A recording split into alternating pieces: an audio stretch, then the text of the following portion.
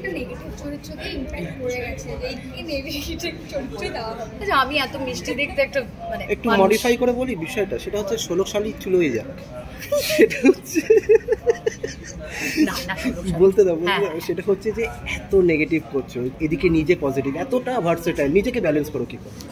মানে এটা না, আমি না ছোটোবেলা থেকে শুনেছিলাম, ছোটোবেলা থেকেই আমি শুনেছিলাম যে যারা টিভির পর্দায় নেগেটিভ হয় তারা না বেসিক্যালি খুব ভালো মানুষ হয়। আমার তখন খুব প্রশ্ন হতো যে কী করে হয়, তাহলে এরকম কী করে করে, এভাবে কী করে ভাবে, এরকম এরকম এরকম কী করে করে, এগুলো আমার ছোটোবেলা থেকেই প্রশ্ন ছিল। বড় হওয়ার সাথে সাথে বুঝলাম আমার কাছে এটার একটা উত্তর আমি পেয়ে গেছি। কী পেয়ে গেছি বলি, সেটা হচ্ছে ধরো আমি একটা মানুষ, সাধারণ মানুষ, আমি কাজ করতে এসেছি, একটা চরিত্র প্লে করছি, সেটা নেগেটিভ, সেটাতে গ্রে শেড আছে, সেটা অনেক শয়তানি করছে, দুষ্টুমি করছে, লোকের পিছনে লাগছে, লোকের ক্ষতি করার চেষ্টা করছে, খুন করে দেওয়ার চেষ্টা করছে। তো সবই তো অভিনয়। করতে গিয়ে দেখলাম রিওয়ার্ড হিসেবে আমি লোকের গালমন্দ পেয়ে যাচ্ছি। লোকের আমাকে এমনও কথা বলা হয়েছিল গাড়ি থেকে নেমে পেটাবো, মানে এইগুলো, মানে গাড়ি থেকে নামিয়ে পেটাবো। মানে আমি তখন সদ্য বাচ্চা বয়সে গাড়ি চালাই কলকাতায়, ঠিক আছে, কি আমাকে যদি নামিয়ে পেটায় আমি কী করবো, আমাকে তোকে বাঁচাবার নেই, ছোট্ট হাইট আমার। তো এই ধরনের, কিন্তু তারপরে ধীরে ধীরে বুঝতে পারলাম ওটাই হচ্ছে ভালোবাসার কথা। মানে এতটাই কনভিন্সিং ছিল তখন আমার চরিত্রটা ওনাদের চোখে, বা আমি চেষ্টা করেছিলাম। তো সেই জায়গা থেকে দাঁড়িয়ে এখন আমি বুঝতে পারি মানুষ বলে যে টিভির পর্দায় যারা নেগেটিভ তারা পার্সোনাল লাইফে পজিটিভ বা হাসি খুশি মেজাজের কেন হয়, কারণ তারা এমনি প্রচুর গালমন্দ খেয়ে যায়।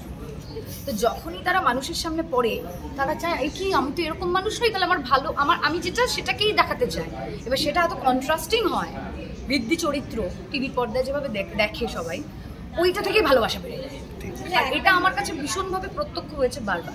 একটা মিষ্টি কারণ ये জালিম দুনিয়া, ये জালিম industry, sorry to say but stereotype হই, বাট আমি এই মুহূর্তে আমি এক এবং একমাত্র এখানে বলতে বাধ্য হচ্ছি, এটা আমি বহু ক্ষেত্রেও বলেছি, যে পার্টিকুলারলি এই মানুষটা যার গল্পে আমি আবার কাজ করা শুরু করছি, সেটা হচ্ছে স্নেহাশিস চক্রবর্তী।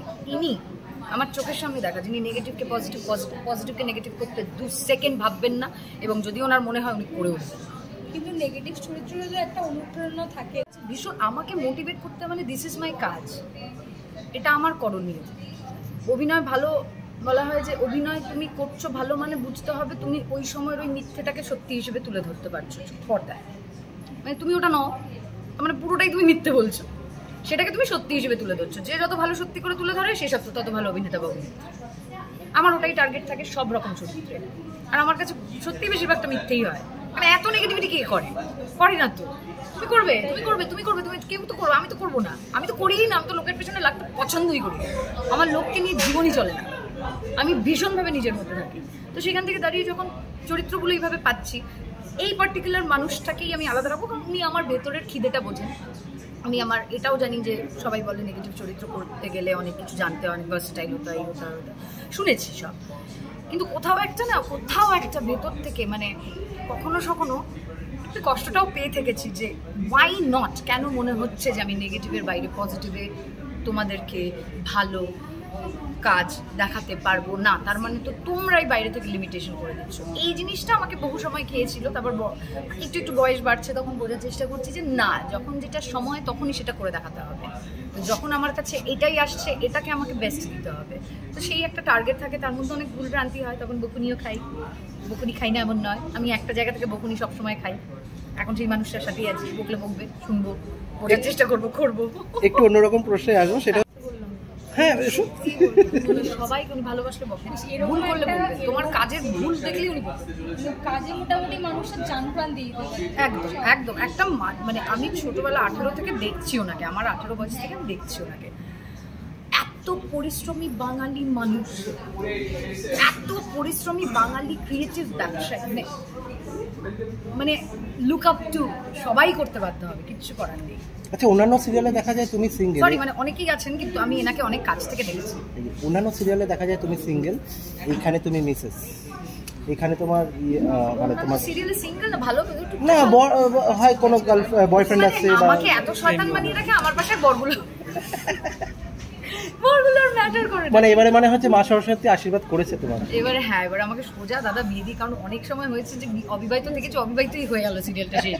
তো উনি আর সেই রেস্ট নেননি, এবার হয়তো কোনোদিন বাচ্চা কাচ্চা নিয়ে জীবনে মরবো, কিন্তু বিয়েটা আবার হয়ে গেছে। ডাক, আমার এমনিতেও সাজতে খুব কম ভালোবাসে। উনি আমাকে একটা সিরিয়াল এমনও হয়েছিল, আমি একদম মানে ওরকম বিয়ে কিন্তু গোটা সিরিয়ালে মানে আজ অব্দি যত সিরিয়াল হয়েছে আমি খেয়াল করতে পারি বা আমি দেখেও থেকেছি, সেখানে এত সিম্পল ব্রাইড কখনো হয়নি। আমি যেমন থাকি তেমন, শুধু মাথায় টোপর পরে সিঁদুর পরে বিয়ে হয়েছে। তো আমি এই মজাটা ওনার গল্পে পেয়ে গেছি।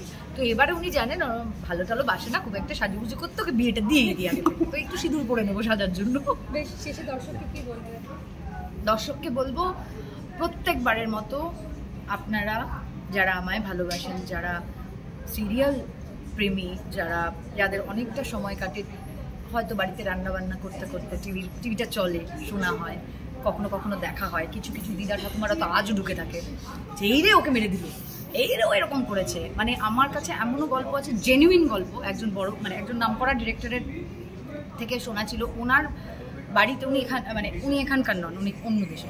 তো ওনার বাড়িতে কেউ একজন যাবেন হচ্ছে ঘুরতে, তার আগে কি হয়েছে এবং ঘুরে আসার পর থেকে প্রত্যেক দিন ওনার সিরিয়ালের রিপোর্ট দরকার ছিল বাড়ি থেকে। মানে আইএসডি করে বা যেভাবে হোক যোগাযোগ করে উনি সিরিয়ালের রিপোর্ট, মানে ওনার পছন্দের সিরিয়ালের রিপোর্ট জানতে চেয়েছেন প্রত্যেকটা দিন। প্রায় 20-25 দিনের গল্প ছিল।